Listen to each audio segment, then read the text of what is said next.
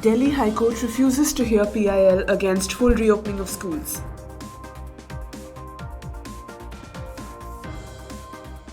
NTA considers conducting CUET twice a year from next academic session. More proposals expected from engineering colleges wanting to start courses in regional languages. Over 92% Indian universities believe that degree apprenticeships are more beneficial. Rama Devi Women's University to start MBA and philosophy courses. Open and distance learning courses offered by Annamalai University violates rules and regulations of Commission, says UGC. Teach for Banaras Hindu University Fellowship launched to engage PhD students in teaching. Good afternoon and a warm welcome. You're watching Education News Network, where we get you the latest developments in education at the top of this hour. This is Nitya reporting from ENN and the Daily Stories Hour. Stating that there is nothing to prove that the right to life of children will be endangered in the absence of data that children are at a high risk, the Delhi High Court refused to admit public interest litigation against the full physical reopening of Delhi schools, considering concerns about the spread of COVID-19. The High Court bench, which was led by Acting Chief Justice Vipin Sanghi, said that a balance needs to be struck while adding that children were losing more due to not attending school. Dismissing the petition by lawyer Anand Kumar Pandey, the High Court bench said that a plea lacking expert opinion cannot be entertained based simply on the petitioner's apprehension. The petitioner asserted that since children under the age of 14 have not been vaccinated against COVID-19, they cannot be forced to attend their schools physically, and that without any preparation or vaccination, permitting physical classes for students in the age groups of 4 to 12 will cause catastrophic spread of COVID-19 infection in children. Through this petition, the lawyer sought a direction to the Delhi government to recall the decision of full school reopening from April 1st till the vaccination of school-going children is complete. The High Court told the petitioner the point is that there has to be a balance. Children are losing more by not attending school. There is no data to say that children are at a high risk of either contracting COVID-19 or getting severe COVID. The Central University's entrance test will neither make the board exams irrelevant nor give a push to coaching culture, said the University Grants Commission Chairman Jagdish Kumar on Tuesday, adding that students from state boards will not be at a disadvantage in the undergraduate admission process. The NTA, which is responsible for conducting the exams, will consider conducting the CUET twice a year from the next session, he said. He further stated that CUET will not just be limited to admissions in central universities, as several prominent private universities have indicated that they would like to come on board for using the scores from the common entrance exam for undergraduate admissions. Kumar had last week announced that CUET scores and not Class 12 scores will be mandatory for admission to 45 central universities, and the central universities can fix their minimum eligibility criteria. The All India Council for Technical Education Chairman Anil Sahasrabudhe on Monday said that the council is expecting more than double the number of proposals it had received last year from engineering colleges wanting to start courses in regional languages. A total of 20 engineering colleges last year across India, including 2 in Pune, had started engineering courses in regional languages.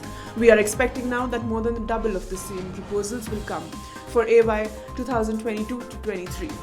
The process for submission of proposals begins from Tuesday, he said.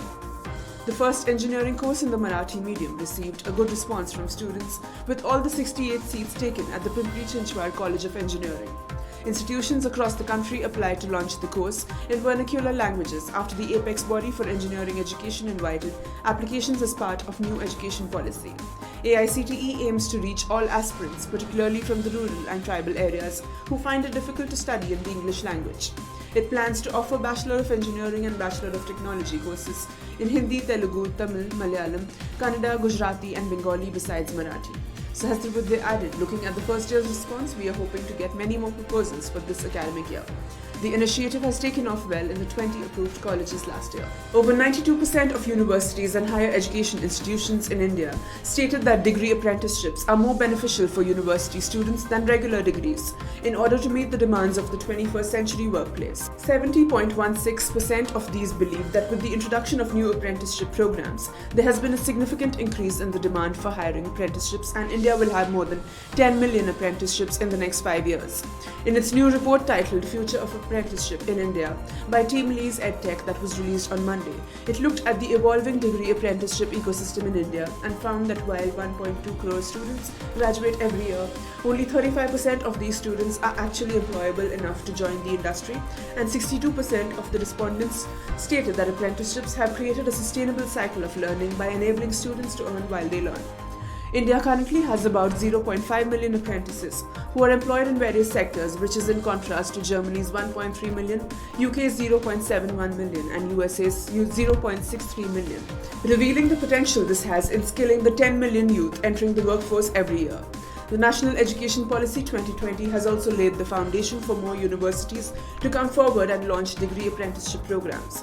With only 4 to 5 universities offering degree apprenticeships in India at present, there are close to 63,000 active degree apprentices currently. With more universities coming forward, the number of employable apprenticeship aspirants is going to significantly increase. According to the findings of this study, 70% of universities and HEIs believe that with the introduction of new degree apprenticeship programs and a significant increase in the demand for hiring apprentices, India will have more than 10 million apprentices in the next 5 years. The Ramadevi Women's University will start offering a Master of Business Administration course from this year, as well as a Master of Arts in Philosophy from the coming academic year 2022 to 2023. Aprajita Chaudhary, Vice Chancellor of the university, said that the state government has already given its nod for starting the professional course MBA in the university.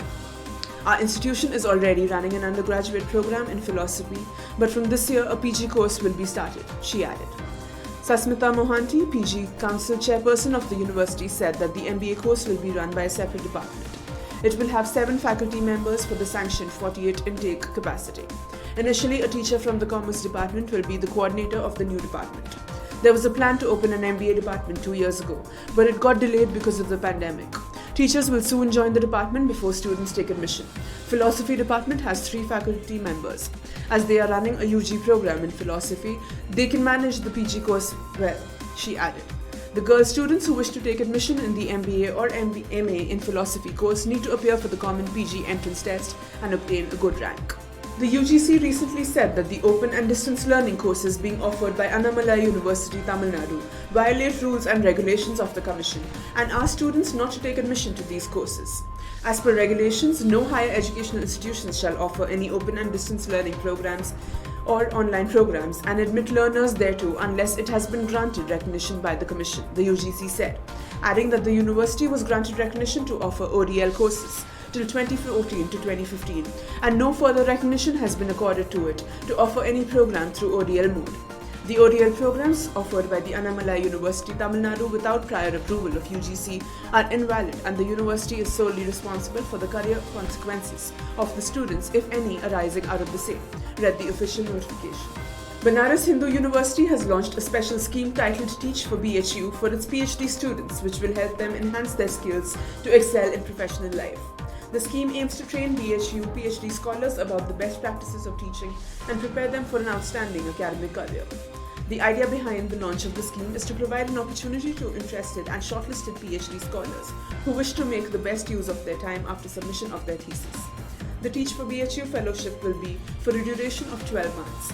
Engaging PhD scholars in teaching will help them acquire and demonstrate skills in leadership, people management and project management, which may otherwise be difficult to obtain. Students who have submitted or are expected to submit a thesis within 6 years of the date of admission and not the registration date will be eligible to apply for the scheme. A student may apply 6 months before the expected date of submission of the thesis. Those selected for the fellowship will be involved in teaching, independent courses or involvement in laboratory, classroom, etc. in BHU, its associated colleges and schools including nearby underprivileged schools.